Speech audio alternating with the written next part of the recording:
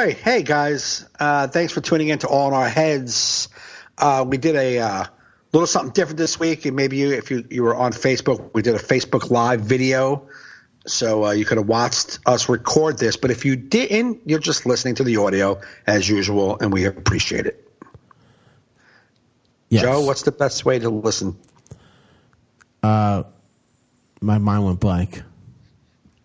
Yeah, Joe. What do we listen to? How you do it? iHeartRadio, Laughable.com. I'm doing technical stuff over here. I wasn't ready for the opening. Okay. Yeah, we like Laughable.com. We like iHeartRadio. We're on Castbox now. It's a new place that just curates podcasts. So nice. Okay. It's for Android or Apple. It's other places you could subscribe to us. We're going to try and do more of these live ones on Facebook, but we also want you to subscribe because that's where our stats go. So we're offering the live video on Facebook, hopefully YouTube soon as well. But for now, we like you to subscribe at one of those platforms. Yes. So our first live video one was a good conversation. We talked about the Floods, the porn chick from the Floods. Mike noticed a porn star that he follows on Snapchat and the Floods. We talked about old relationships with girls on AOL. Like back in girls, like most of them are still around our lives. We haven't lost a lot of girls in our lives. After we break up with them, we're still friends. And we talked about the Conor McGregor fight. We did. And just a host of other shit. So it was a fun episode. Hope you enjoy it. Check it out.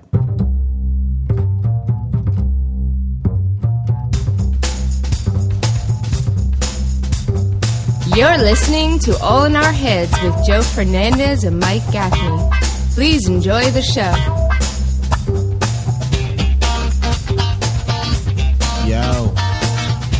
Yo. What's up, dude? What's up, man? I'm just looking at the video. I don't see anything playing yet on my end. Yo. Oh, wait, shit. I got Yo. Oh, it was repeating itself because Did you hear that? I hear us. Oh, you hear us now? We're going live, people, for the second time. We don't know if it's working. So hopefully it is. I can't tell. Let me go on my phone and see if we're live. I'm telling you, it's held up on my fucking dumb end here, fucking Facebook. So am I hearing my feed into my ears right now? Are you hearing anything? Yeah, I'm hearing us talk, but after we've talked. On your computer? I guess maybe it's coming through the headset. Yeah, you probably want to mute that then. You probably can't listen through your computer on Facebook, I'm saying. No, I know that. But there's no video. Okay, well, I'm going to cut to a two-shot of us. I don't know. Is there video now? No, there's just the picture of, free episode All in Our Heads every week. I don't know what's going on. There we are. It's weird because I hit go live and... Maybe it's a delay, like in this television studio. Like in the television studio. Yeah, I can move me over a little bit. I can move you over. This is. We're all just doing this for the first time. Yeah, this is pretty. Now you're saying I can share this? You should be able to share that thing. Look at you sliding over and me sliding. Yeah, I'm gonna go on my share. I'm gonna go on my phone and see if I can see us live. Because when I said go live on the computer, it just got held up. But you said it is live, so. I'm going to take your word for it. Well, I'm watching us. Then that's good. Can I watch on a phone? I don't even know. Joe and I? Joe and I? Is that how you? Yeah, that's how you talk, yeah.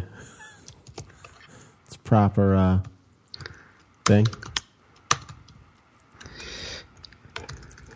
I just wish it would go. I hate the way it fucking... I can't see us apparently on our phone. All in our heads. I need some. Do we have any other... Oh, wait, it's going through now. Oh, I don't want to go. Share on what page? I don't want to share on... I want to share it on my... I don't want to share it on a page. No? No, I want to share it on my... Yeah, share it on... Yeah, if you could share it on your own timeline. Yeah, it just didn't give me that option. If you go to the top, no? Top. Hold on. Move you fucking out of the way. But keep, it doesn't give me the option to share as, but hold on. Yeah. let's see. Share that shit. Share that shit. I'm going to go full screen with you, Mike, real quick while I have to go do something. Just talk to the audience. It does that to me all the time. It's not okay.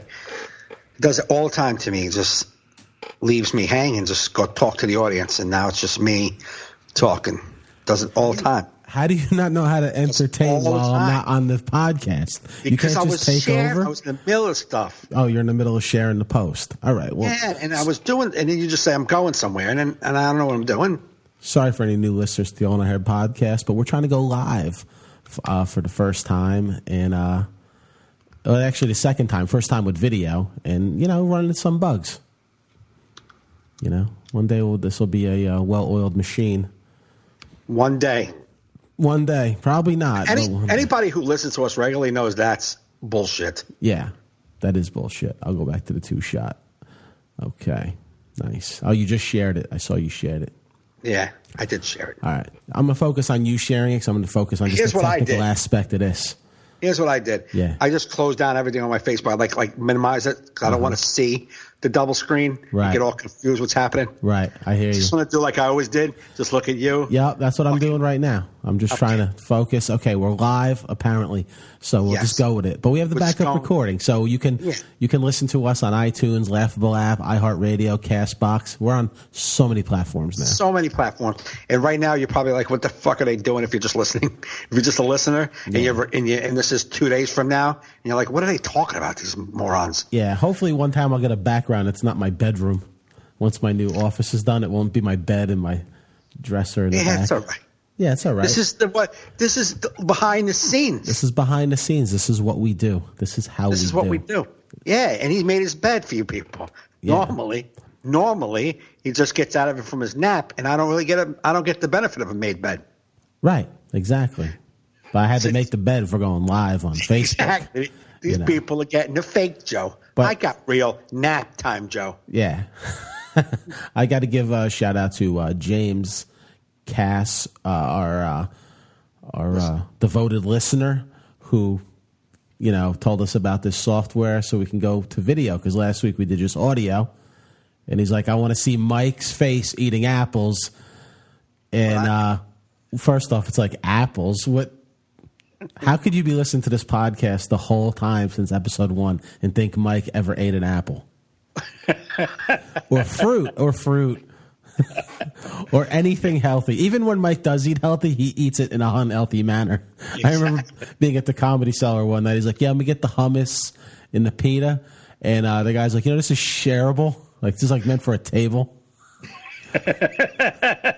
Not just for you. Like, yeah, even hummus and... Yeah, maybe not the hummus. Probably the pita is really what kills you.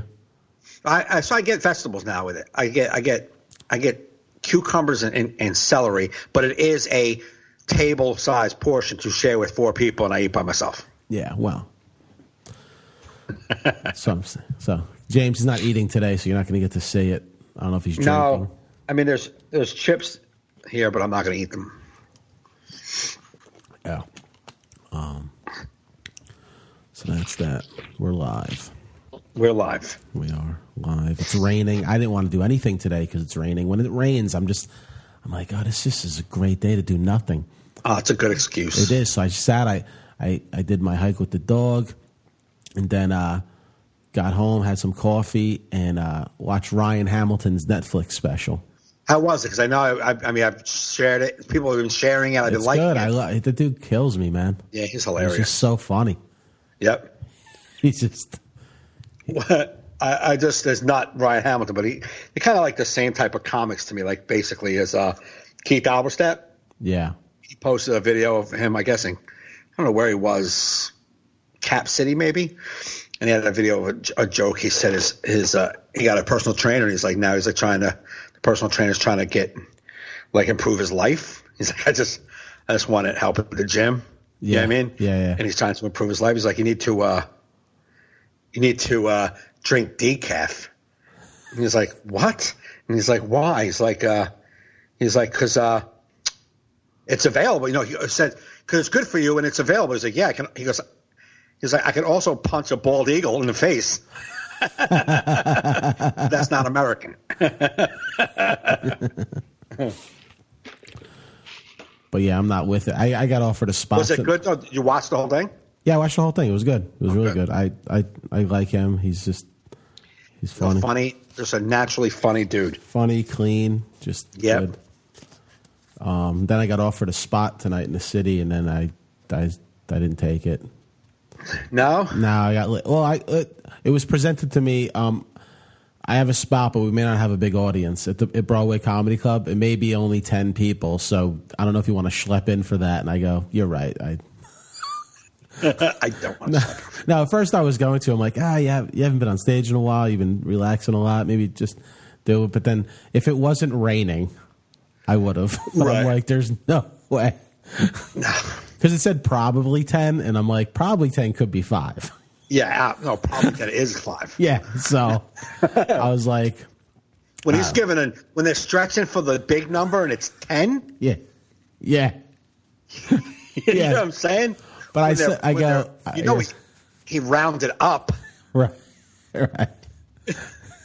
Yes, probably 10? Is that good? And they're like, nah, it's not going to be 10. It's going to be like 6.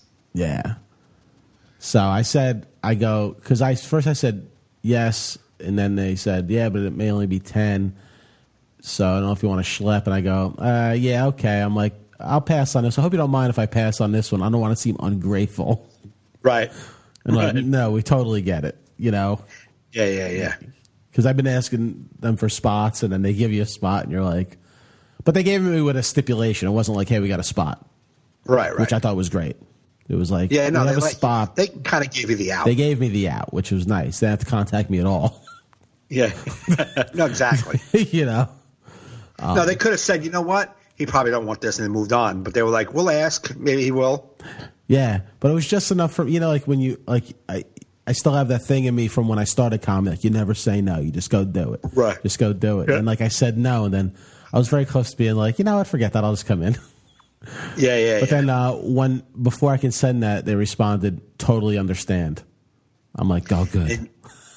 The pressure relief valve. Yeah, okay, good. I'm going to go back to Netflix and nothing. And then I have a spot tomorrow night. Oh, yeah? In New York Comedy Club. I totally forgot about it. Nice. I like that club. Yeah, it's a good club. Hell yeah, dude. Is it somebody's show or a club spot? It's somebody's show. Yeah. Yeah, no, I don't go to. Whose show is it? Eric Levi. Oh, okay. And Ryan Hernandez. I've done it before. I did it 8 months ago. Yeah, they get a good crowd. Get me out. Get me in to say. Hopefully it's nice out tomorrow night. Yeah, dude, you're yawning like a motherfucker. You tired? I'm just exhausted, man. There's a lot going on at this house. Yeah. And my daughter was in the hospital all week. Oh yeah, how is she, by the way? I all right? I haven't heard anything. I assumed all right. Yeah. She has a hernia on her esophagus. Uh-huh. I mean, that's possible. She has pancreatitis, and she had some other itis in her stomach. I don't even know. Some other itis. That's another itis. Hey, Doc, what kind of itis is we talking here? Yeah. This itis, that itis, arthritis. Arthritis. Pancreatitis. She had pancreatitis, and I don't fucking know. Anyway, she left the hospital on Saturday. Saturday she came home. So yesterday she said she's feeling better. So she made the hernia on her esophagus isn't. It's a small hernia. They don't have to do any surgery. Sometimes they just correct themselves. Uh-huh. But if it gets bigger, then they'll have to go and do surgery. Hey. So that's her.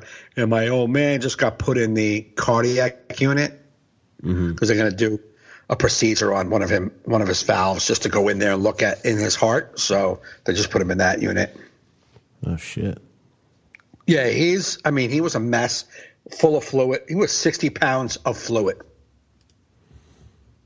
And then he's been losing that little by little by little. But he was like, for a while there was out of it. And then he was like pretty good for the past couple of days. And then like yesterday was his birthday and he just kind of like got really depressed. It was like, I don't want nothing. I don't want to be here. And when I went to see him at night, he was just like kind of out of it, like mentally out of it. Asked questions like, what? Did they get all that water out of him? Not yet. Just, I would say 50% better than it was. Yeah. Yeah, it's taken forever, man. He was like, wow. Yeah, my dad was bloated like that one time. Yeah. And then, he lost like a ton of water weight. It was almost like a new person. You're like, who the hell? It was just insane how much water your body can hold. His heart is like only 50% working. Oh. So that's kind of the blood's not pumping to get everything moving out of him. So yeah, and so I'm there, like I'm working this day job that's a lot of work, a lot of time, a lot, and then leave there, go to the hospital, hang out. The hospital was going to see my daughter and then running next door to see him. Yeah, it was just a long day, man. You don't get home, get back to bed till midnight. Get up at 7. You know what I mean? Like, time I fall asleep, it's like 2 in the morning. I can't fall asleep. Then I fall asleep and get up at 7:30. I'm like, oh, I'm just spent. Yeah.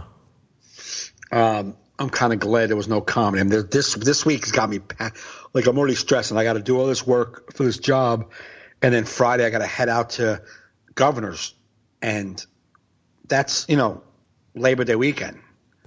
Yeah. So I got to get out early. Oh, shit, yeah, dude. That's the last weekend. Yes, I got to get out to work early, get through this project I got to do at work, and then hustle my ass and see if I can get out of there in time enough to get all the way into the city. I mean, all the way out there. I'm not looking forward to it. How long does it take to, like, on a normal, like a normal to go to Governor's? Yeah. I would say, but like even doesn't matter. Fridays is always bad. Fridays is always 2.5, 3 hours of just sitting in fucking traffic. Well, I guess it's good that you're headlining. At least you always have that buffer of time. Yeah, but they're not comfortable starting the show without you there. Oh yeah, well. So yeah. So I got to be there by 8 regardless. Sometimes I'll leave like 2:00 in the afternoon and get there by 5:30. I'm there way early. Yeah. But I just rather do that than sit than they cut it. If I leave any time later than that, it's just never going to make it.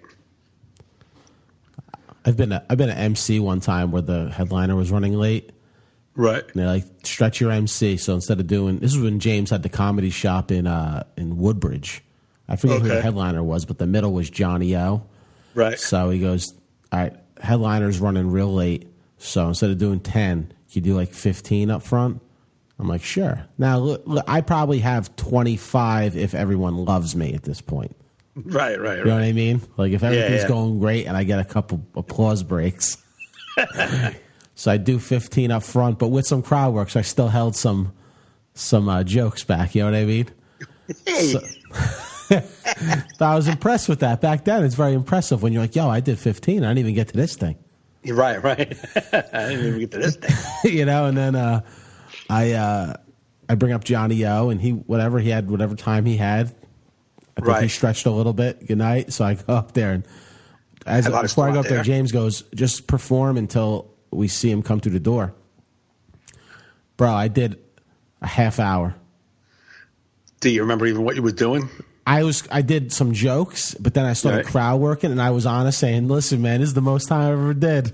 And we're waiting for the headliner. I was just honest, and they were loving me. It was, and I did. So you were just being honest, in the moment. I had the best time, and I'm like, "Holy shit!"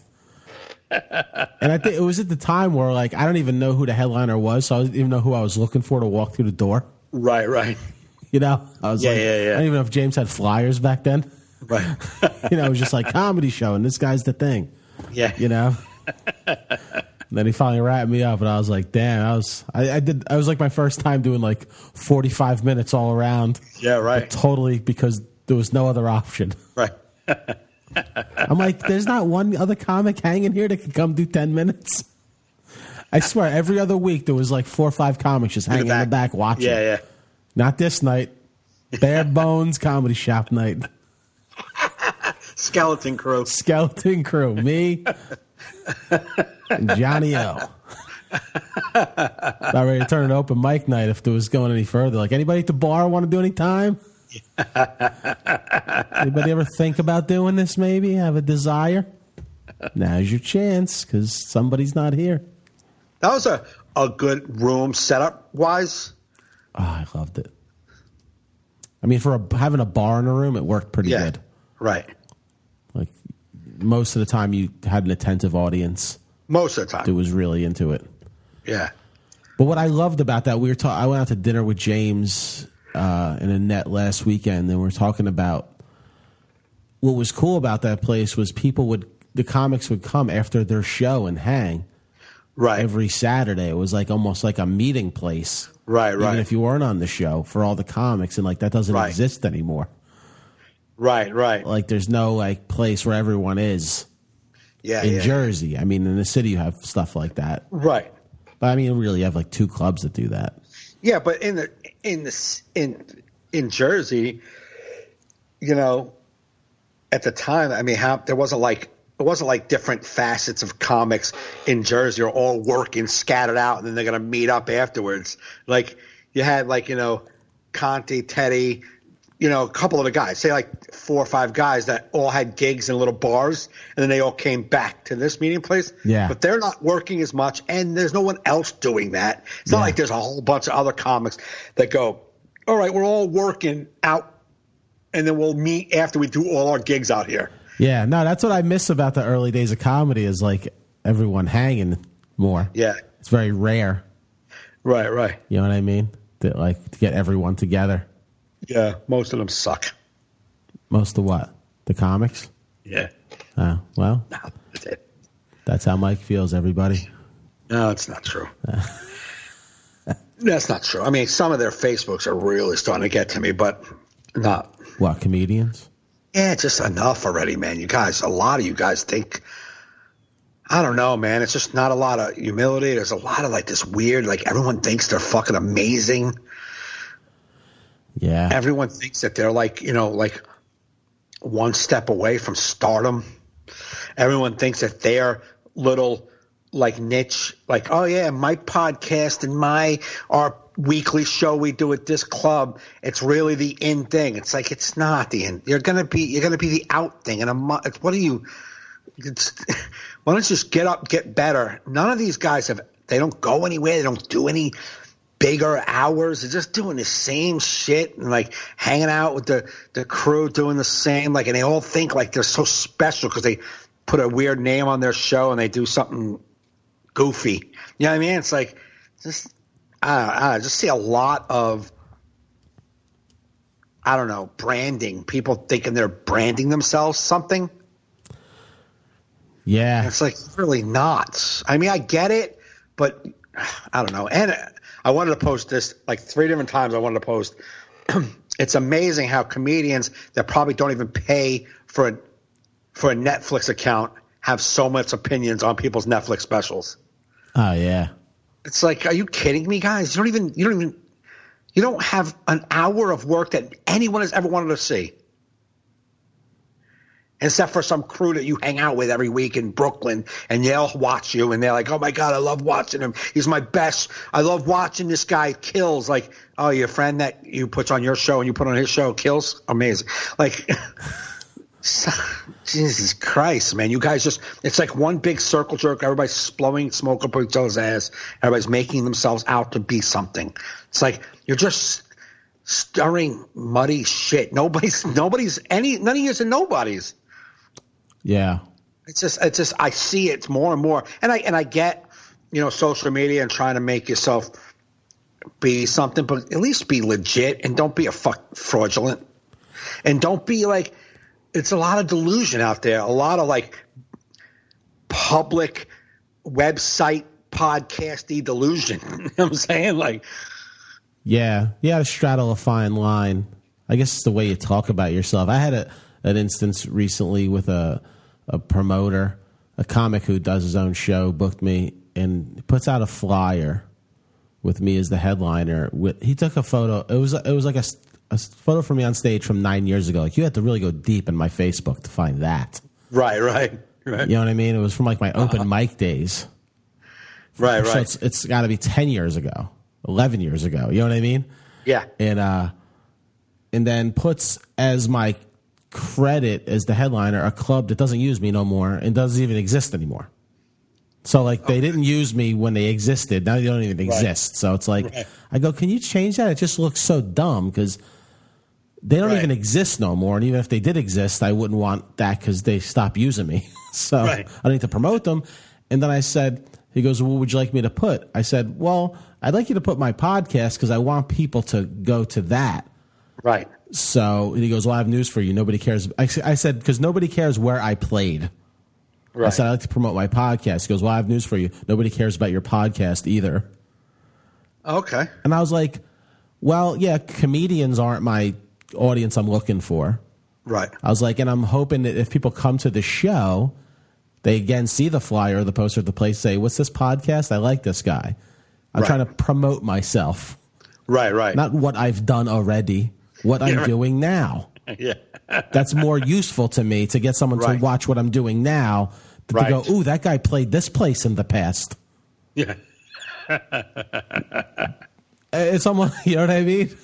Yeah. It's like, but I hate the condescension of the podcast because like comics don't even realize how important it is to have it today, an avenue for you to reach an audience. Absolutely. Like, yeah, everybody's got a podcast. It's like, what? Okay. Yeah, everyone's doing comedy. It's like a refugee crisis in New York City. You know what I mean? Like, do you need to stop? Because like if you're, you know what I mean? Like if you're only on your own shows you produce, maybe you shouldn't be doing that. If you're shit on podcasts, absolutely. If you're not getting booked from strangers, right? You know what I mean? But it's like that's the name of the game. Like Hollywood tells about 4 people that they're going to be famous. Everyone else has to hustle and make shit happen, and make product. Right? They pick about 4 maybe a year. And 2 of those get something, and one of them comes out of the pack. Right. You know what I mean? It's like I just hate the condescension. Like, oh well, absolutely. Nobody listens to your. It's like, yeah, people do. Yeah, I don't have a big name yet, but I'm putting product out there because as a creative person, that's what you're supposed to do. Right. You're not supposed to just sit on your ass and hope for somebody to give you something. You're supposed to go out and just put out product. And no one gives a fuck where you've been. Like. When I would ask, I remember when I was hosting years ago, and I would say to a headliner, what do you want me to say? And they're like, that doesn't matter. I'm like, no, what are you working on? Do you have anything you want me to announce that you're doing? And every headliner would be like, that's the better question. Yeah. Yeah, you've seen them on Comedy Central. Yeah, big deal. But you can see me in this new thing, or you can hear me in this new thing. That's what they're more excited about. Yes, that old credit worked back when there wasn't internet. Right. When there wasn't any way to see them on anything. I just was on this. Right. Because it's very rare you're going to get on the next thing. Right. You know what I mean? Yeah. So I got to use but there's things you're doing now. And that's what I have going on now. That's what it's just so weird. You know what I mean? It's just weird to me.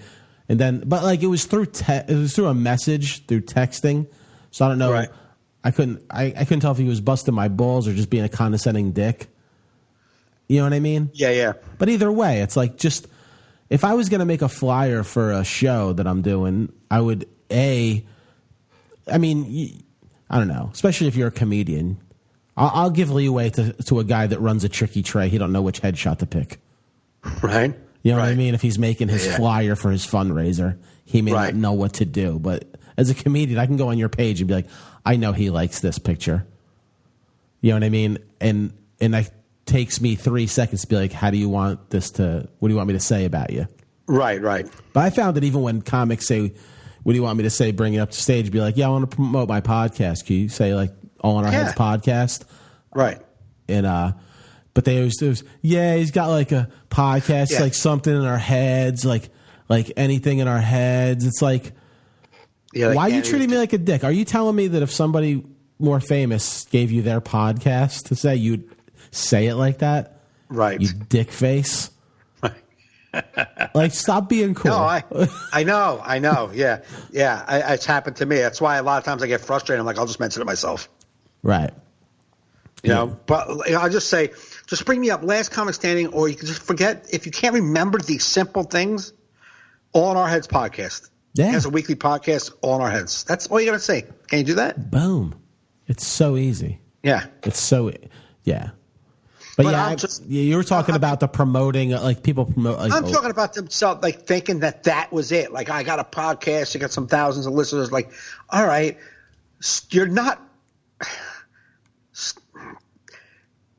A little humility, guys. Just a little humility. You're not special, man, because you have people who like you. That's what we're supposed to do, you fucking retard. You're supposed to go get fans, and then they like you. That's not a. You're not arrived because that is happening. Yeah. You know what I mean? And it's just, I don't know. It's just like this little clicky. I don't even mean clicky because I don't want to use that in the same term. Everybody's like you just see these guys, like a lot of people do these different shows and they do the same shows. I have my weekly and I got my monthly over here at this bar there's all these people doing these shows and like they think it's a special like event that they're, I don't know, man. It's just, I've never did that. I've been, my whole time getting on stage has been relying on people booking me because they like my act. Yeah, me too.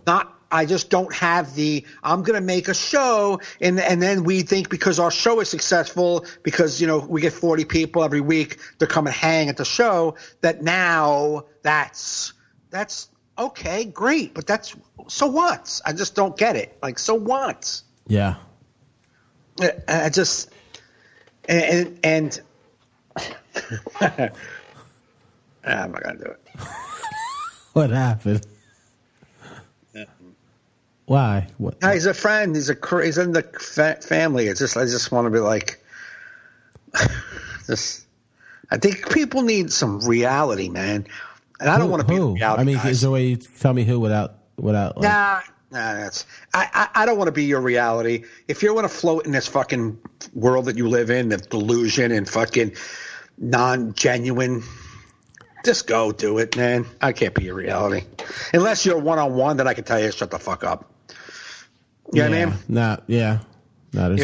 If you were talking to me saying something in life, and I thought, which you never have ever, but if you went off in some delusional fucking weird disingenuine bubble, I might go, yo, Joe, what the fuck is wrong with you? Yeah. That's never happened. But I'm not going to go seeking people who, you know, hover around my circle and act like fucking idiots. Yeah, it's like I miss the days of comedians that didn't think they were good enough. Yeah.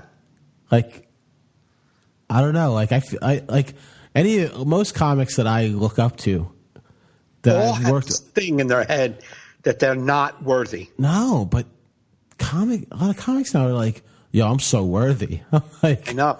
And these comics that you're saying I look up to as well. They always had a little self-doubt, but they were also confident and did the job. I'm not talking that they can't do the job. I'm just talking about they always felt like, I could be better. What the fuck was that? Like, and where's the sense of I can be better? What are you working on? Not I have a really funny joke I need to tell someone. No, that's you thinking you're already good. What about, are you working on your act? Do you know that things need a lot of work? Not jokes. Not jokes need a lot of work. Your act needs a lot of work. The package, the performance. It's a lot of work. Are you working on that, or do you think you've already? My problem is everyone thinks they've arrived. Everyone thinks they are the guy that they are. It's like, you're not even. All you think it is writing new jokes, and that's what makes you better. I'm good. That's like whenever someone tells you you're a good joke writer, they're saying you're boring on stage, but you have good jokes. You're not a good performer. Right. You have a future as a writer. Right. But nobody wants to pay to see you. Right. Like people want a whole. I don't know. I feel people want like a whole performance when they go out. I mean, Yeah, even when you it's see gotta be Dave alone, Attell, whatever your performance is, Dave whatever Attell that is one. level is. David Attell is the best joke writer in New York City. But you go see him; he's puts on a performance. It's a show. Right. It's not like just here are my jokes. Right. One after the other. Even Seinfeld, who you'd say just is a joke machine or whatever, he even has like his hands do a little inflection, like he has to sell it with his eyes. Like there's things that make the whole performance. He wouldn't just be him behind a curtain where you don't see him. Like, that's my joke. What's with airplanes? He's not gonna. That wouldn't be fun. No. People come to see him because they like the whole package. I mean, whatever your package is, your package. But people, I don't know, they get 3-4 years in, they're done working on themselves. Yeah, I relate to that old showbiz story about the guy that does the 2 shows, and it was after the second show, a big boob blonde woman comes up to him. She's like, "Man, I thought you were amazing tonight. Just so great. I want to take you back to my place." And he's like, "What show were you at?" Right. Yeah, that's right. Yeah, that's what he wanted to know. Yeah. I probably butchered the story, but that was the gist. It was like he's got this woman to just. You absolutely butchered it, but yeah. It was fine. Oh, retell it. How's it told? No, it's pretty much it. The gist, you got it. Well, what was the real? Like my mom would have told us. Oh, well, tell it better. Tell it better. I don't know the whole story, but I know you did because you could tell how you went into it. Yeah. You're like, guys, this performer, like it was a thing about you. It's like old school. Like I was just performing at the 2 shows, and a big blonde girl comes to him and says, "I really liked your act. I really thought you were hot. Which show we at?" Like, yeah, I said it bad because I was trying to remember it as I'm saying it. You told, like you didn't remember it like this at all. That's me all the time. I'll be at Uncle Vinny's. The waitress comes up to me. "Oh my God, that was one of the best shows you ever did." I'm like, "Really?" Right. So it was like that one thing I just really couldn't. It didn't hit good. Yeah, exactly. Yeah, I was in Indianapolis meeting fans for the first time. They were like, "Oh my God, we loved your show," and I was like, "Yeah, that is one joke I fucked up. Like they don't even know any of this." Yeah. And I got to ruin their night with my misery. Yeah. With my input on my own shitty act. Yeah. They're like, "Wow, we had a great time." Yeah, that was that one thing I did. Like, I tried a new joke. I don't know if you guys saw that. It's like, I never saw you before, so we don't know what's new. It was all new to us. Yeah. Just can't let people enjoy the night without the insecurity coming out of you.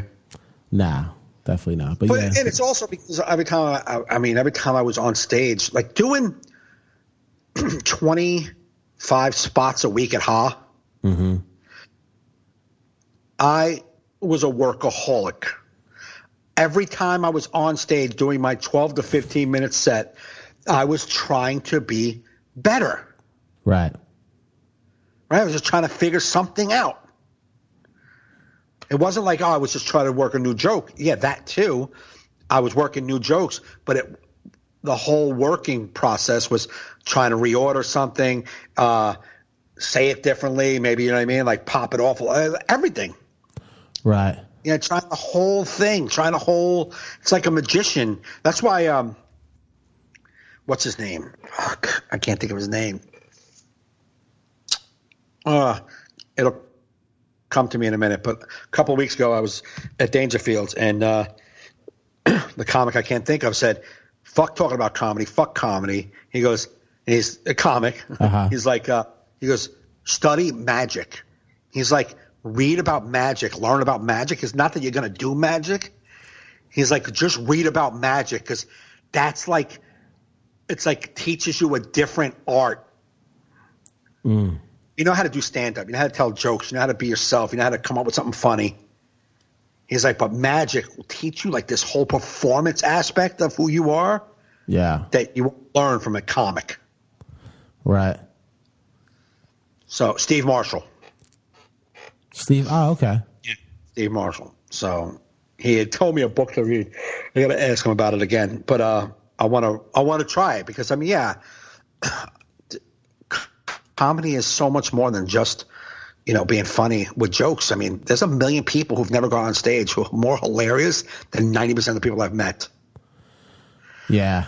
You know what I mean? So there's something different that happens on stage. It's, you know what I mean? And what is that? That's the art part. That's the work part. That's the job portion of the comedy. Mm. You know? Yeah, it's true. It's true. Sorry, I got a little ranty. That's fine. It was all in your head. That's what this podcast. I wish I had a little sound effect bar to go like zing boing. Some corny ass fucking. It's some corny ass morning DJ radio. Yeah. Sound effect. Little siren going off. Comedy, please. Oh, boo. He's kind of funny again. Here it goes. Mm-hmm. Mm-hmm. Mm-hmm. Yeah. How about those floods? Wow. This seems like a cable news show now. How are we going to introduce the next topic? Hey, welcome everybody to CNN Live. Anderson Cooper. How about them floods? Huh? Kind of wet. Kind of wet. Yeah, it's fucking. It's awful down there. I'm telling you, tragedies like that is the only thing that makes this country come together. You need terrorism or 100-year storms to come every 5 years now. Yeah, 500-year storms. They call this one. Oh, 500-year storm. That was a 500-year. That's how bad it was. It's still going on. It's still raining. I don't know anything about meteorology, but they did say that there was no cold weather sucking the storm out, and that's why it's just meandering there and just raining for days. Okay. You could have left the whole part that you don't know anything about meteorology out. I know, but I wanted to establish that before I started to say something I wasn't sure I remembered. But no one listening is thinking. No, but if I could have came out and said it sooner, they'd been like, this guy may know some meteorology. I didn't want to fake it. I didn't want to fake. I think your description of what was happening in the world right there would have didn't need. Yeah, I don't know. Something like they said there's no cold air sucking to, so that thing's just hovering now, right? That's like, oh yeah, that's how they talk. That's how I went to. That's how I heard it. Maybe that's not how they said it. That's how I heard it. Well, listen to this. What was it? When it first happened, I guess yesterday? Was it yesterday?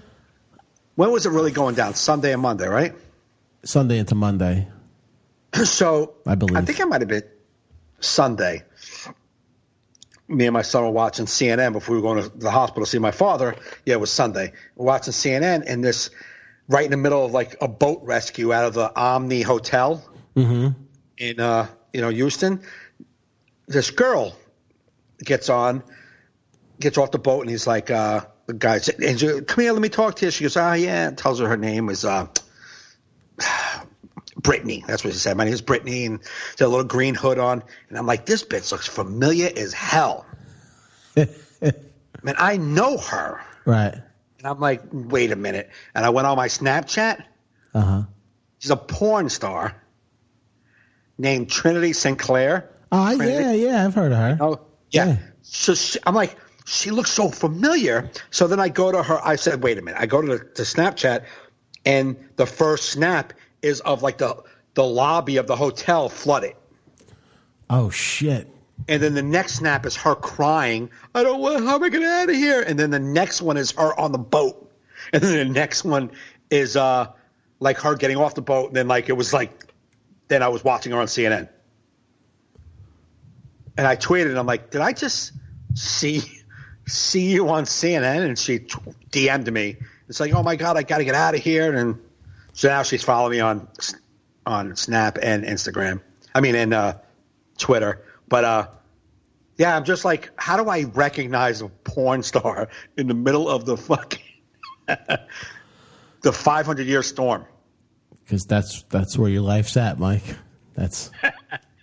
I don't think I need you to answer the question. Oh, okay. I thought you said it. Thought you said it was all right, Spider. No, but what about that piece of dog shit Joel Osteen not opening up his multi-million-dollar church. What a scuzzball. So loving that guy. Oh, wow. Just like Jesus would want it. Jesus would want me to stay in my... Jesus would have had a big mansion like I have in private jets. What does he have? Like, what was it that he didn't... In Houston? The Houston Rockets used to play at this arena. Okay. And then they got a new arena, and Joel Osteen turned the old arena into his mega church that he performs at every weekend on TV. Oh, okay. So he didn't open that because he said the floodwaters were coming around it. But then someone on Twitter that lives in the neighborhood twittered a picture of the neighborhood with no water. Dry as bone. Yeah. Then he started thinking about letting people in. But it's like, you're just garbage. You're garbage. You know why? Because they don't want poor, wet people dirtying up their fancy church. Yeah, he's not going to get nothing out of that. Are you going to leave an offering? No. So he's not going to get anything out of it. Right. They're all about them. They're all about themselves and money, and that's not going to get them anything. I posted a joke about it, and then a girl posted a picture of his house. Yeah, it's just insane. His compound, his mansion. It's like, you're a preacher, dude. Does this go against everything you should be believing in? Because he doesn't believe a thing. You think he believes in Jesus? He believes the shit he's selling. He found a niche. Everyone buys it. And he's like, well, I'm going to make billions and billions off these fucking suckers. Oh, I hope it won't tank him because people will just, No, they'll buy his horse shit. Man, people are buying horse shit a lot lately. Yeah. I got to come up with a line of horse shit. I know. I have no horse shit to sell. None. I mean, I peddle a little bit of it on stage every weekend, but... Yeah, no one's even buying that. I just keep selling it and selling it. Like, can you get a little smelling better? Yeah, no, you're right. Yeah, people are like, once they fucking are into a guy, they're in. Like, I don't even know anybody who's got me that mesmerized. Trinity St. Clair. What? Trinity St. Clair. No. Mesmerized? Do you pick her out in a flood video? I've never seen her, her work. You know what I mean? How'd you follow her on Snapchat if you ever saw her work? I think she was on Instagram and then posted like that, like in a picture on Instagram and like when I first signed up to Snapchat, she had like her little snap code and I think I started following her from that. Oh. Yeah, there's a lot of porn girl that I talk to and interact with. I've never seen them do porn.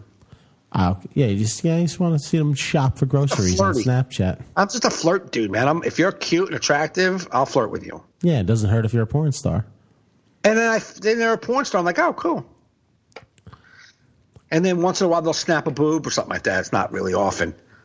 There's one girl, I don't even know how I found her. She's a little heavy, but yesterday I opened a snap up and there's she's holding a little baby, it's like a 2-year-old baby. It's like holding him. And then the very next snap, she's got a dildo between her tits. I'm like, what the? You can't do that. Yeah, that's a little. Yeah. Can't be having babies. And a baby she's holding a baby, blah, blah, blah, blah. And then the very next snap, it's not like the very next snap, the baby is holding the dildo for her. It's a new room. She's in a different room. And maybe time has lapsed since the baby in her arms and dildo in her tits. But not in Snap World, time hasn't lapsed. It's just one tap of the goddamn screen. It's like, oh, look, a baby. I don't want to see a baby. Boom. Okay. Right to the tits, though. You got to ease me out of the baby. Yeah, maybe baby, like a dog filter. Yes. Another filter, then dildo. Dancing hot dog, then dildo. It would flow nice. You go dog, hot dog dancer. Correct. Dildo. That's the proper porn star etiquette for Snapchat. I just came up with it. We should write it and sell it to them. And if you want to have a baby in there, have another Snapchat. No, that's cool if you have it because that make you a regular person. But put your baby, and then maybe one of you in a different room, and you can say bye to the baby. So we're like, oh, she just said goodbye to the baby. And then in the next room, I know you can put anything in your ass now because you said bye to the baby. You can put anything. Anything you want. Anything you want. I mean, Sky's the limit. Yeah, snap it, filter it, whatever. Whatever you want to do, but let her see you geotag it. I'd like to know where this is going. Yeah, exactly. But let me see you say goodbye to the baby, because now I know the next snap anything is happening. Not, oh, there's a baby. Let me just get through this. I'll hit a snap and maybe we'll be more baby. And then I'm right to titties and dildo. Like, whoa, whoa, whoa. Whoa. That's a lot. That's a lot. That's a lot. Yeah, it's not comfortable. No. It was like the time Troy Allen, when I first got past the cellar, Troy went down and took pictures. Of the performers? Of me. Of you. I thought he was just down there Troy, snapping pictures of you. No, he took a picture of me on stage. So like say my first night was Thursday, he took a picture, then I had another spot on Saturday. Right. He comes Saturday, takes more pictures. So Okay. I'm like, oh, let me see the pictures you took from yesterday, from Thursday and today. Yeah. It's got a picture of me, his dick. And then the next picture is me again. Wow. So, like, because Friday he sent his dick out to somebody. So he's scrolling through the pictures, showing me. Yeah. He's like, oh, yeah, that's a good one. His dick, and then me again. I'm like, whoa. Why is there a dick pic sandwiched between two Mike Gaffney stage pics? I couldn't think of a dick I'd want to see less. You ain't kidding. Troy Allen's. No, I didn't want to see it. It just happened. Did you scroll past and go, wait, what was that, and scroll back? No, I knew what it was. I didn't know what okay. was that. I knew what that wasn't me. I know Yeah. that. What was I holding? I know if you thought it was like a sad Troy Allen, like. No. It was a very happy Troy Allen. Yeah. Believe me. Yeah. It was a way too happy Troy. He was like, whoa. He was like, oh shit. I'm like, oh, good Lord. And my cousin was there with me. So my cousin was sitting across from me as we're scrolling. He's like, oh. And I was like, she's like, what happened? I'm like, you don't want to know. You don't want to know. Just happened over here on this side of the table. Yeah, see, I was in a committed relationship way before the whole penis pic phenomenon.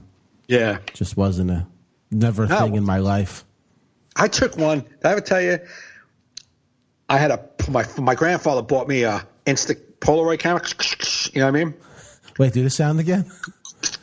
Yeah, okay, now I know what you're talking about. Right? Yeah. You do the act out. You drew the magician book. Yeah. Yeah.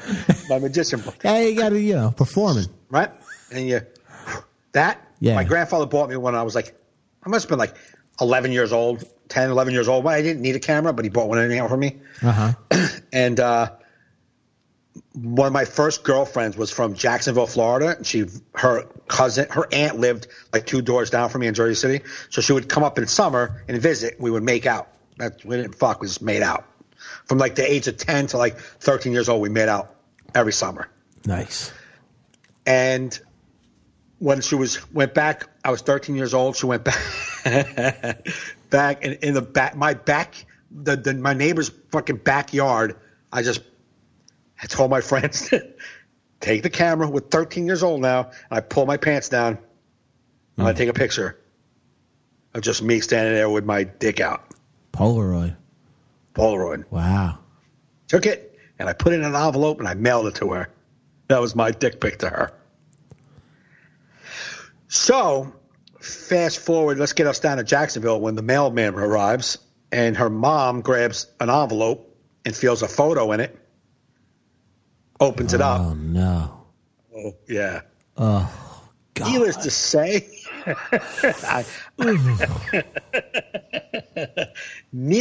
I never saw her again. No. No. Her mom didn't let her come to Jersey City anymore. So you were a creep out at a young age. You were. Yeah. Yeah. Before it was like really popular to be. You're like, I ain't waiting for technology to catch up to me. I got my shit. And then her aunt, who was really cool, I'm like outside in front of my house playing or something like that. She's like, Mike, come here. And I'm like, yeah. She's like, what the fuck did you send Michelle? And I was like, what? Just a picture. She's like, well, her mom opened it. And she'll never be able to come up here again. I never saw her again. Her name was Michelle Parker. She has no Facebook presence? I looked. Yeah, her birthday is my. We had the same birthday, 1 year apart. Isn't that weird though? When someone has no internet presence, you're like, are they dead? Yeah, it could be. I mean, this is a long time ago. 30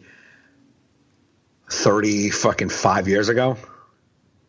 Yeah. I mean, not even just like a Facebook presence. Like you have like people you knew that have like no, like they must have died before 1994 because there's no presence of them on the internet at all. Like not a job, you're not LinkedIn, you weren't tagged in some PTA meeting. Nothing? Nothing. You got nothing?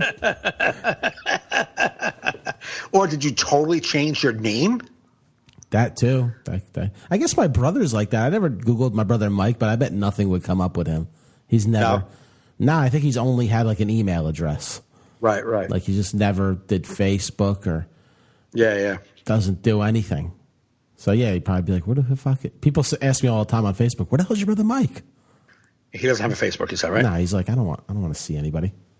I'm cool. He just never got into that. Has no desire. I look up to him for that. Yeah, it's good, I guess. I wonder if I because I got onto. See, actually, that's not true because before even I got on MySpace when I started comedy because people were telling, like when I first started, that's when MySpace was really coming in. People are like, you have a MySpace? I'm like, no, I don't even know what that is. But I used to do something called Live Journal. That was like the first social media I did. Okay. It was like basically you friend people, but you write like journals. Right. And then like people can like comment on them. It was kind of like Facebook, but it was just like literally just be like my name. Right. Like a little square picture of me. It's like a blog page. Like a blog page, but you just... Back then, I just couldn't think of things to like. There was like a couple things I wrote because I was, you know what I mean. But you're not. It wasn't like it is now, where it's like I'm having a sandwich. It was. That's what people. That's the part people miss when they read your status. I'm having a sandwich. They don't hear that. I'm having a sandwich. Like they just see having a sandwich and they put it in their own tone. They don't realize how dumb it really is. I do it purposely to be dumb. I know, but they don't realize what it could sound like. Oh, yeah.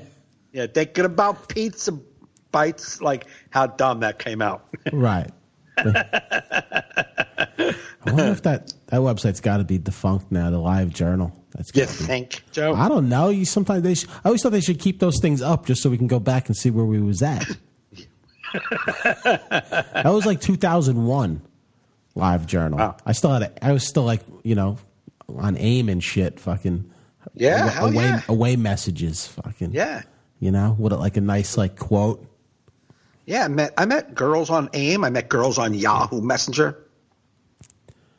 Oh yeah, it's insane the amount of girls I met on AIM. Just bling, like strange girl. Yeah. Yep. Want to meet up? Fuck yeah, let's do this. Yeah. Where do you want to go? Wherever. Got nothing going on. Yeah. Remember Love at AOL? No. I don't think I did Love at AOL. That was the first. That was like almost like the first online dating. Love at AOL, yeah. Yeah, you had like I can't remember how it works. I just remember Love at AOL was like anybody who had Love It was part of that. Like it was like a dating. It was like a dating site. Dude, I'm Facebook friends with almost every girl I met online in the 90s. Oh, really? That like I hooked up with. Yeah, but they're all like married with children, but it's like, so I was always that guy. I was like, even like I wanted to do you, we just remained friends. Yeah, me too. You know what I mean? Yeah, I was thinking about that the other day, like with the recent breakup of the girl that I was seeing for a little bit. Like she's totally like it's just cuntish, basically. Yeah. And I'm like, you know what? I could take that personal, but like you're the only one out of every girl I ever fooled around with. Like there's some that I fooled around with that I just lost contact with because I didn't know them. Yeah. You know what I mean? They don't know I don't even remember if they stood in front of me right now, I wouldn't remember them. Right. You know what I'm saying? But for the most part, the girls that I talked to for a couple of weeks or anything like that, they're still there. There's only 2 girls that I had relationships with that or don't have any really thing to do with me, and then maybe like 2 more that I just lost contact with because we just lost contact. Yeah. Other than that, every girl I've ever fooled around with and dated are all still friends of mine because I'm not a bad person. Yeah. No, did you ever there was a girl I dated for like a summer back in the 2000s. We had a good summer relationship and we broke up pretty amicably. It was just kind of like, Right. But back then there was no way to stay in touch. Right. It's like you literally moved on and you just never saw the person. Absolutely. Yeah. Even though she lived like 2 towns over. Yep. So whatever. Years go on. Facebook comes. She comes up in a people you may know. Yep. I friend her. She accepts. Hey, how you been? Good. She told me told about her story. Like I got married. I had a baby. My husband died in a motorcycle accident. Oh. And then whatever, this whole just connecting. And I'm married. I live in Parsippany, blah, blah. And then just out of nowhere, you stop talking, but you see their pictures occasionally and you're like, you think I wonder what they're up to. So you go and you're like, wow, they unfriended me. Like, how'd that, what I do now? Right. You're like, yeah, it's just odd. Like I've never I never went through a friends list and be like, I want to end Facebook friends with people. Like, even if I don't like you, I'm like, that's too much effort to give you. Right. It's just always bizarre. You always want to be like, what happened? Even though that'd be psycho as hell. You just be like, what happened? Yeah, I've noticed a look on people you may know, and I'm like, I thought I already knew you. I thought I already knew you. Yeah. What'd I say? I think I'm pretty funny on here. I thought. Yeah, I know it's barrel of laughs. Probably political things, but yeah, I know. There's only one. My ex-girlfriend, but I was really getting high a lot with her. Wrecked her car, took money from her. I wasn't a good guy. Right. And I found her on Facebook 6-7 years ago and tried to I friended her. She didn't accept it, and I sent her a message. I'm like, listen, I know you don't care. I just want to say I apologize. You were always a great girl, and I was a piece of shit. Yeah. And she didn't accept it at all. Deleted the request. I was like, fuck. How much are you holding on to this? Yeah, it's so weird. It's like, come on, I'm over it. You should get over it too. Yeah, really. Come on. It was a shitty car anyhow. Yeah.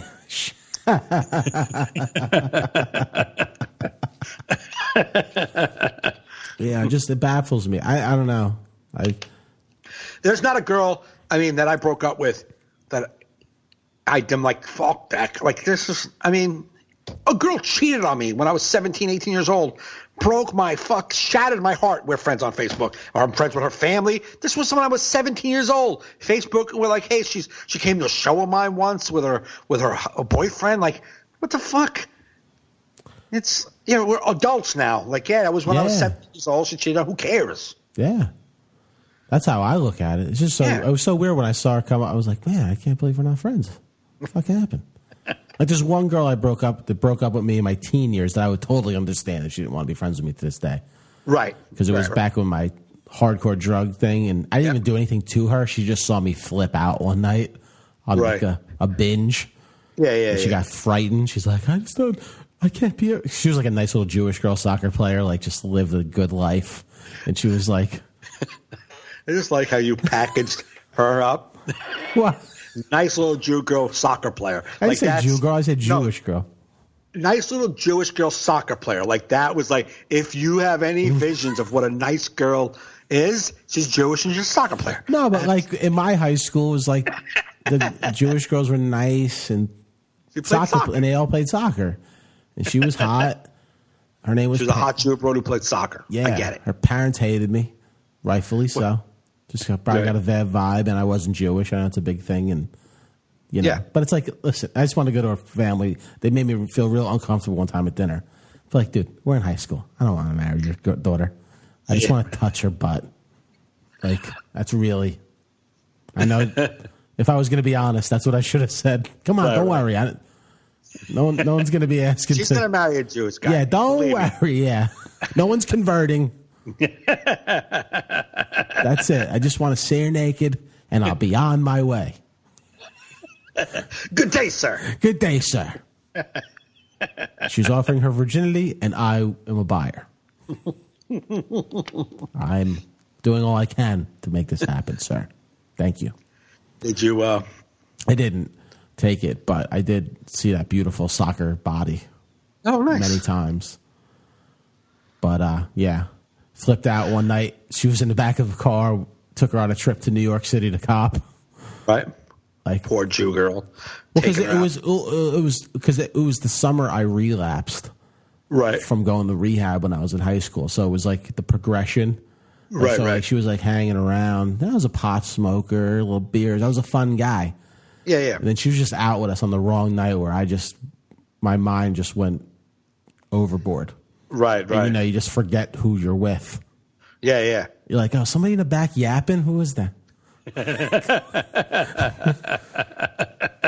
She's crying. I can't. I'm like, I get it. She saw me flip out on somebody else. She's like, I don't know who you are anymore. I'm like, yeah, I don't either, babe. So, and I'm going to let you know something. If you listen to my podcast in about 30 years, I'm not going to know that either. Yeah, I'm not going to know either. But that's someone who I would, even if she came up in people you may know, I'd be like, I don't think I'm going to. Yeah, right. I do not know her, but she'd be like, oh, that motherfucker. Yeah, there's one girl who, I don't know if she's on, I haven't looked on her Facebook, but I met her at a bingo hall. I was like 21 years old, strung the fuck out. Strung out, 20 years old in a bingo hall? What the hell? That doesn't even fit. Let me tell the story. I was into geriatric broads at the time. It was through my geriatric I used phase. to get broads playing pinochle. I used to be into Bengay. I'm into grandma porn. Followed him on Snapchat.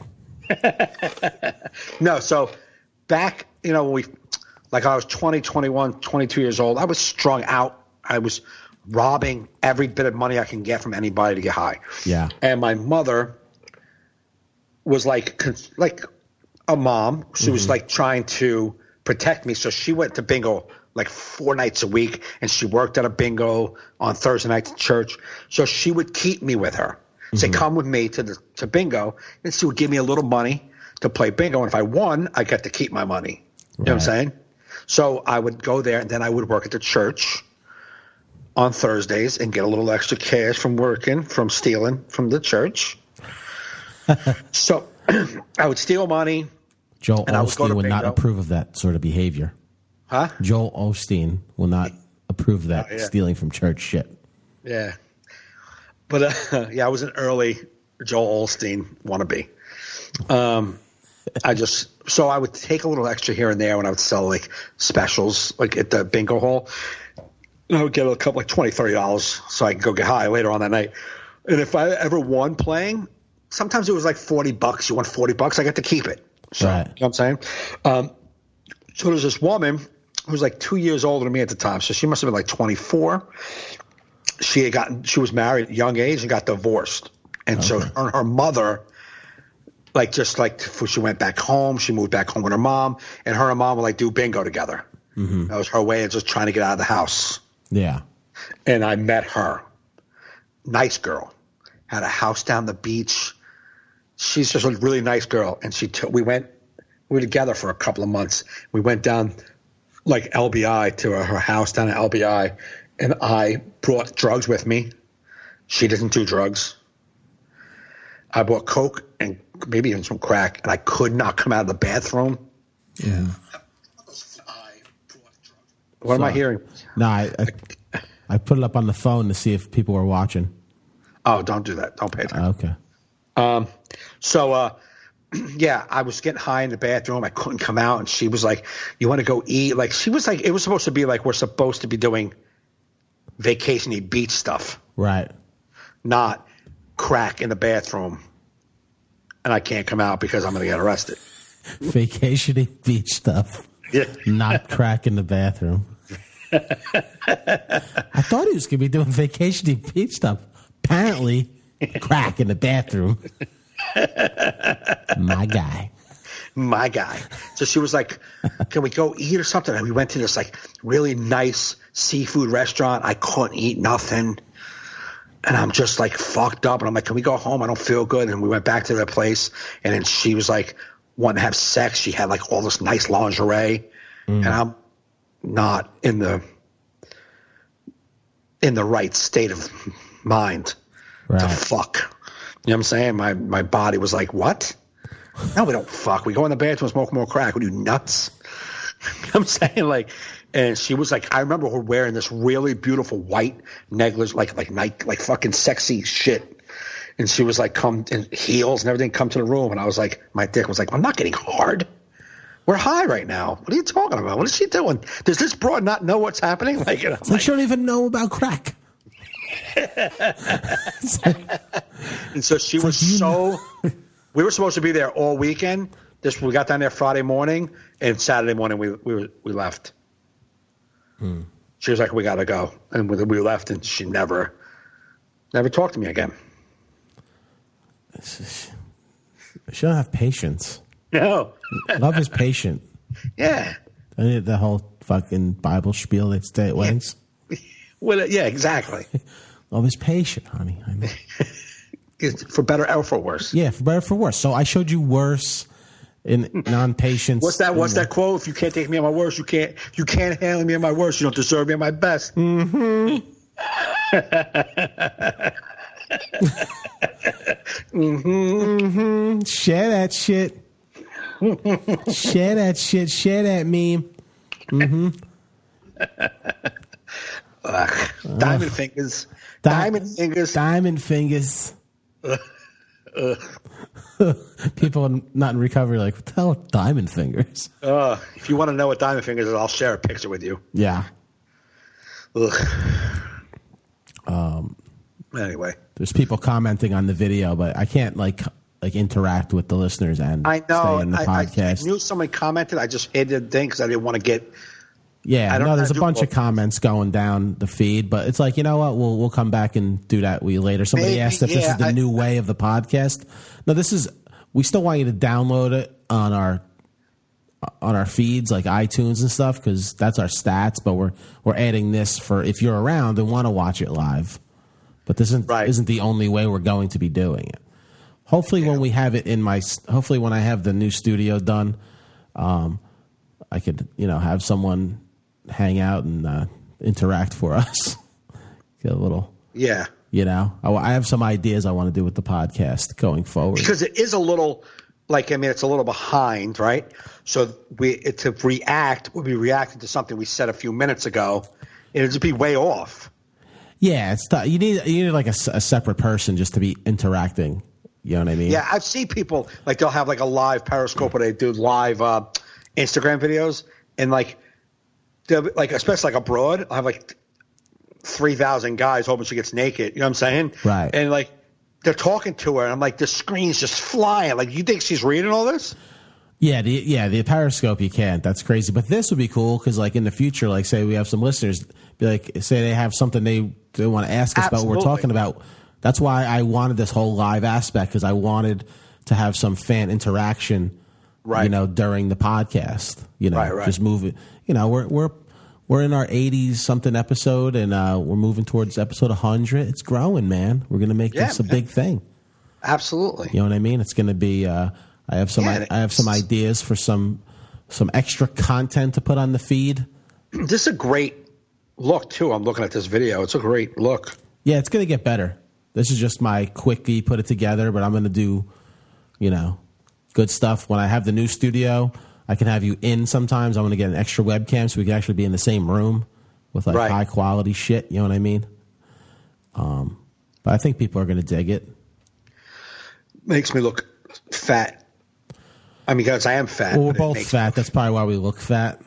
Yeah. So, that's probably it. But, when we get the studio, we'll have some better lighting. Lighting helps with that, Yeah, dark lighting, very dark. No. You want to be light. Dark. Or dark. Dark is good. Did you see I know you were going to come with me to my brother's to see the Mayweather fight. Did you see the Mayweather fight? I rented it. I got it. Yeah. I liked it. I thought it was good, man. I thought it was an entertaining fight. The Mayweather fight was good. The undercard, holy fuck, boxing is boring. Oh, we just ate pizza in the kitchen until Mayweather came on, and then we watched it. That was a pretty decent fight, but I mean, I don't understand really how come I would like to know why McGregor wasn't so powerful. His punches were they were both like Mayweather had some powerful snapback punches, and it seemed like McGregor just had no power. I don't know if the gloves make him heavier. I don't know. Well, they were talking about it. I listened to a couple different scenarios with it on podcasts. Like they were saying, McGregor had that unorthodox boxing style, which led to him succeeding as much as he did. The little quick jabs. He was almost doing like what Nate Diaz did to him, quick little. But in UFC, if you go hard and you can keep going hard because you can run around, you can do a lot more. I think he was afraid to give out too much energy by laying into him with, you know what I mean? Right. Well, he said that in that one interview. I don't know if you saw it. Oh, the one you posted? I loved it. Yeah. Wasn't it great? Great. And he's like, I gassed myself trying to get his back. I just kept trying to get his back. He can't get his back. Yeah, well, I mean, Mayweather did that. He turned into him. He knew. He's like, wow, this guy's hitting me. You know what I mean? So he would turn into him. And McGregor didn't have that, like he said in that interview you posted, he didn't have that close. He didn't know what to do when he was close. In close, yep. In boxing, I mean, I don't watch boxing, but from what I've been hearing, it's more of a strategy with your punches because you can gash yourself. It's about conserving yourself. Right. And it's more like a strategic thing. You only have so many weapons to use with boxing, where MMA, it's everything. Absolutely. Like you even saw McGregor hammer fisting him a few times. Yes. Like he couldn't get that out of his mind. He's like, I can't. Like it just goes to show, though, if it was an MMA fight, the thing would be over in 30 seconds. Oh, he would have been blasted. Because he had his back in 4 seconds. But it just goes to show how you can't trust boxing because, all right, Mayweather beat him. Nobody's, disputing that. You know what I mean? I felt it was a great fight. But when you see the scorecard at the end, it's as if there was just too much in Mayweather's favor, the scorecard. Those score guys are schmarmy. Right. They weren't going to give it to McGregor. He won those first 3 rounds handily. Absolutely. He may have won one other round. Right. You know what I mean? But I believe he won 4 rounds. Right. But if you looked at that scorecard, it looked like he didn't. Yeah, I know. It was like in boxing, it's just. I even hate it in MMA sometimes when it goes to the judges because it leaves up to too much. Yeah. It's like I don't know. You know what they should have done? I thought they did. Is they should have done like a UFC fight and a boxing match. Like do both. Yes. But these 12-minute boxing matches, these 12 rounds of fucking nobodies dance, it just got. I'm sorry, man. I was just like one of the undercards was fun, was okay. The other ones were like oh my god. Even any undercard that's a UFC fight is still action packed. Yeah, I guess that's what we were talking about too. I think my brother Chris said that they should have had some UFC fights, but I guess because the different rings, logistically it would have been. And it was a boxing promotion thing. It wasn't a UFC. Dana White wasn't involved. Only that was his guy. But you know what they said? They said there was 100 million illegal streams. I know. 100 million. Yeah, we weren't one of them. No, but it's insane how much. Yeah, that's how many people were watching it, and they still made 700 million. I know. Sick, right? It's just sick. Yeah. So boxing just does have if it's the right fight, people. Yeah. I mean, I felt like whatever. I split it with my brother. I felt like I got my money's worth. I had an entertaining time watching 10 rounds of boxing. Me too. McGregor. I mean, how do you not love that guy? I mean, the guy is just like. Yeah, I know. He's like inspiring. Because what I like about McGregor is like he'll go. He fought. He takes his beating like a man. Yeah. He's like that interview you posted. It's like I just got to improve on this. Yes. You know what I mean? Think about him with experience. If he knew how to. He did that with Nate too. When the first time he fought Nate. Yeah. And after that first fight, he's like, the guy, the bigger man takes a punch. Like he even said all these things about him. He's like, I got to figure that out because he was able to take a punch, and then he learned how to fight the next time. Yeah, it was the best Mayweather fight in a while because that's what McGregor was saying after. He goes, I turned him into a Mexican. Yeah. I turned him into a Mexican fighter. Yeah. Gotta love it. It's like I like McGregor. I think that what makes McGregor awesome though is his unlikability and how much he's a dick. But the problem is he's also got both sides. But he backs it up, and that's why you love him. That's why you root for him. You know what I mean? Because he backs it up. I don't know. He's like the closest thing we have today to like a Tyson, like someone. Yes. You know what I mean? Like, oh my, like I don't want to see this guy retire. I just want to keep seeing him do it because he's just so dominant. Yeah. He's just like he never fought in a professional boxing match. He went against the greatest living boxer. Yeah. And went 10 rounds. If he went 5 rounds, I would have been and he did good. Right. Like I just give him some experience. That's what I like. A lot of people who are boxing people were saying, McGregor did way better than they ever thought he would. Joe Rogan read on his podcast an article a boxing writer wrote about the fight leading up to it, how he thinks it's going to go down. It went down exactly as the guy wrote it. It was amazing. Oh, really? Like he's saying, like he'll hang in, then around the 8th inning, he'll start to tire, and that's when the professional boxer will start digging in. Around the 8th round, the amateur boxer will start getting fatigued. Right.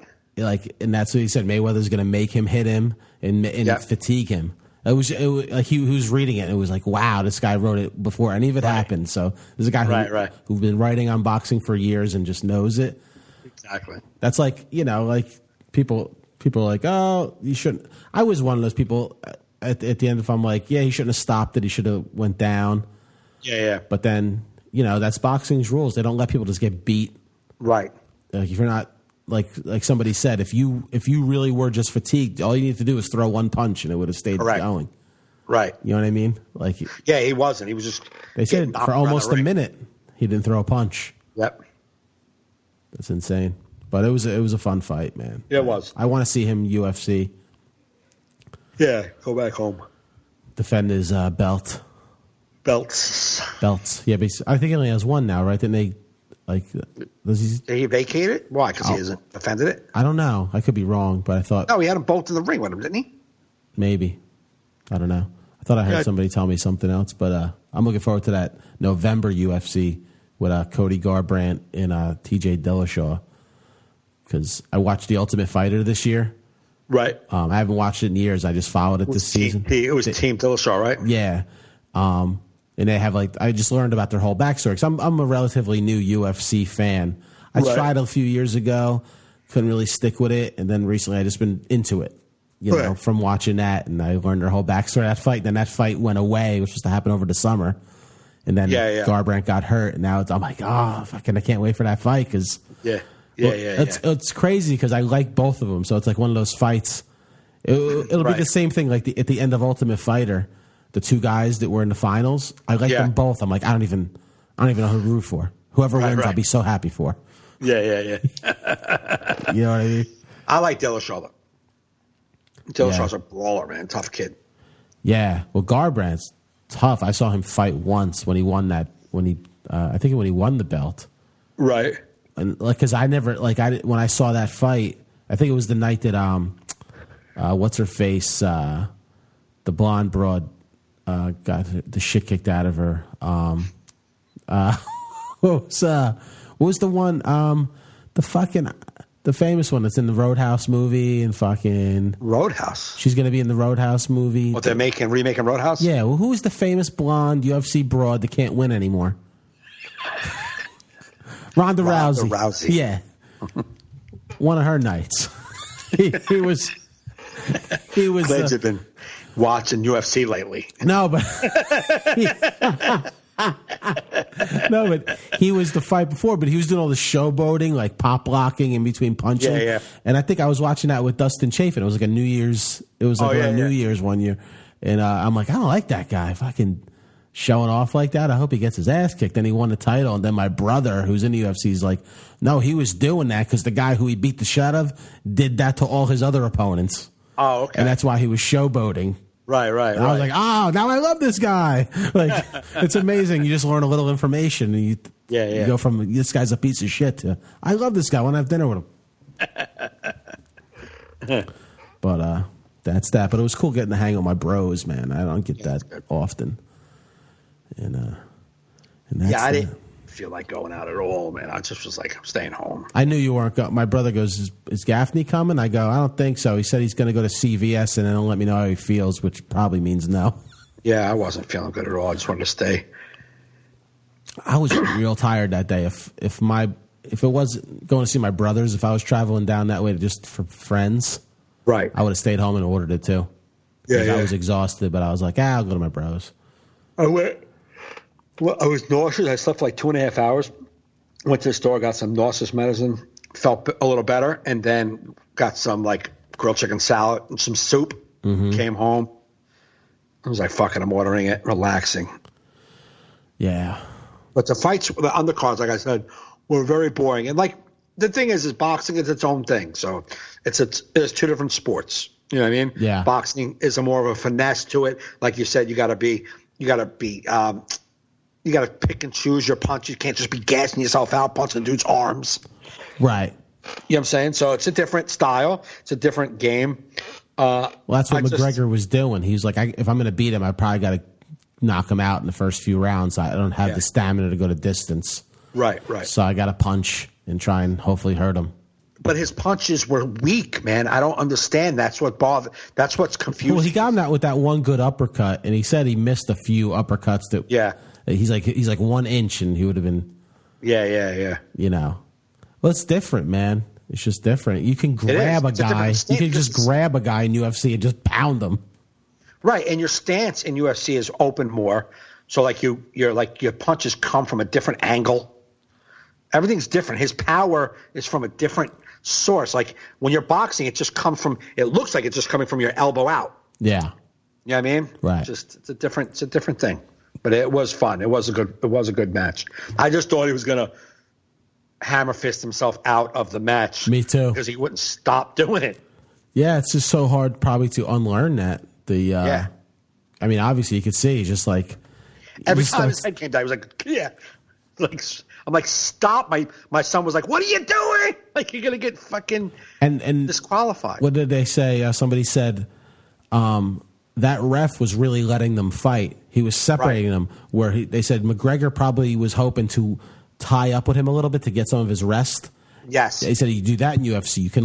You can grapple with a guy just to get rest. Right. You know what I mean? And he couldn't get any rest. Right. It's interesting watching people break it down because then you're like, it's things you don't think you don't see. You know what I mean? That's why I've been getting into UFC.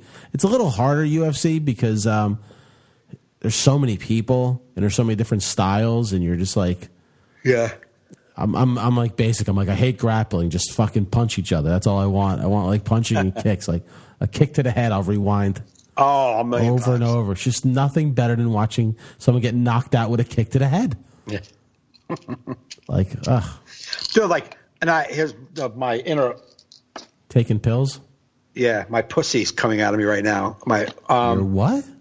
I'm telling you right now. I went to see that live MMA fighting one time. I thought something with the pill was about your pussy. I was like, what? No. Huh? You're talking about watching fights and like watching someone get kicked in the head and all this stuff. I can watch it on television.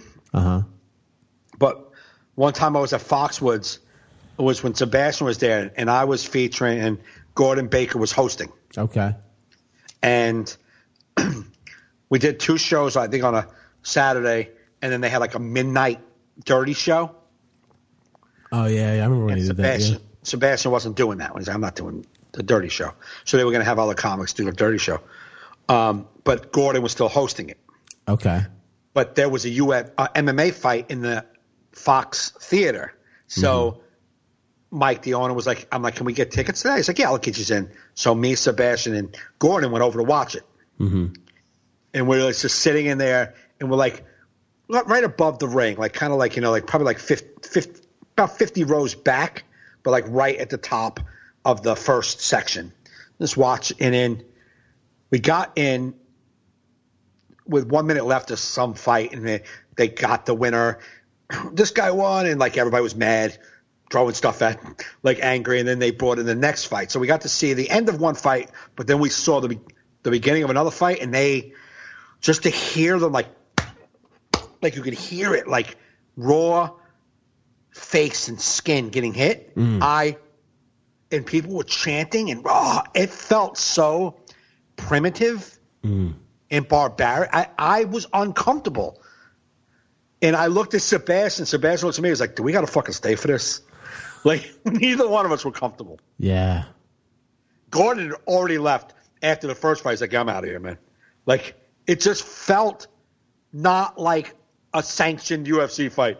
It felt like they just put a cage up and let animals. But it was UFC. It wasn't some like offshoot brand. No, it was offshoot, like an MMA, like local Connecticut fighters. Right. You know what I mean? The place, I don't know what it fits normally, but there was probably 500 people watching the fight. You know what I mean?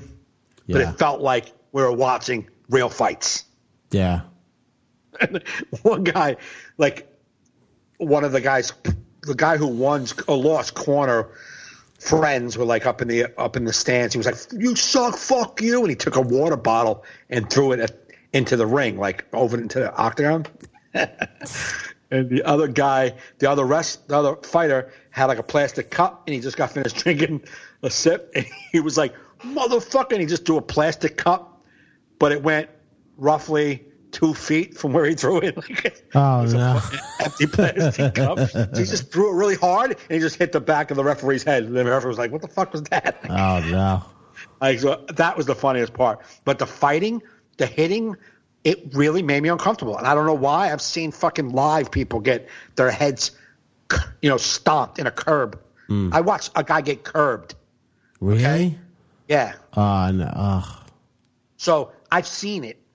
I've seen bad things, but watching that, I felt like, oh, what are we doing here? What are we watching this for, man? This seems wrong. Yeah, I'd love to go once up close. I want to go to a UFC. I do. My brothers went one time back, years ago. They drove out to Ohio. It was before it was anywhere in this area. Oh, right. So they drove out, and they said unless you're up there, in it sucks. Yeah. They were high in the sky, and they're like, it was just a big waste of time. Yeah, I bet it is. Yeah, I wouldn't want to do that. I wouldn't want to be up top. Nah, I just want to sit close once. Get blood on you? Not that close. A little farther back. Ask when you're buying tickets. We want to be the one row behind where the blood stops. Yeah, I'll be the guy gagging from the blood. See the guy with his winning punch and me in the background. All slow motion, just projectile vomiting. All right, man. Let's wrap up this cast. It's our second live. It's our first live video one.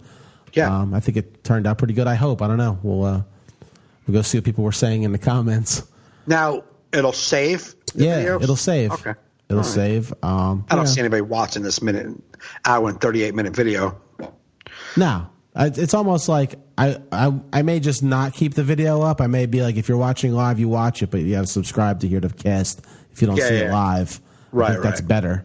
You know what I mean? Yeah. Or something. Maybe I can hide it or something. I don't know. Whatever. Or leave it up for a day or two to promote the. Right. Whatever. Yeah. I'm going to design this better. This is just a quickie putting the All in Our Heads podcast title, but I can put whatever. It's going to make it look better. Okay. But we're moving into new things with the All in Our Heads podcast, people. I was thinking of, I got some ideas. I'll talk to Mike with next time we're hanging out together. There you go. But we got anything to promote, Mike?